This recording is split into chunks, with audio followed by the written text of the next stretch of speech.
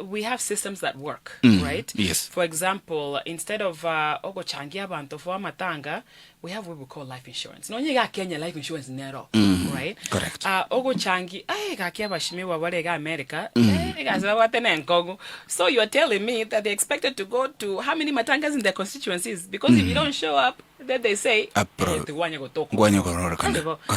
Omogambi wa Kenya Nobokong'U. Hey. But in America, when we talk about constituency work, what I do is I go to my community, not there, but okay, this is what we are trying to do. And engaging with communities around policy. If a group of people wants to meet with me, they come to my office, or I go to them as well. Okay. Okay, can you draft a bill that you can present on our behalf, and then that bill is passed into law, you know? Of course, don't get me wrong. I also, as a Kenyan, as Omogambi, yes, still Kenya, so every weekend Nanjengo and Andrena my pole to Abagusii, Aba Kenya baito.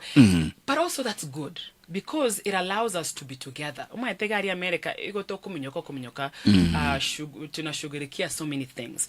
And so matangas, baby showers, weddings, that is the opportunity for us to get together as a community.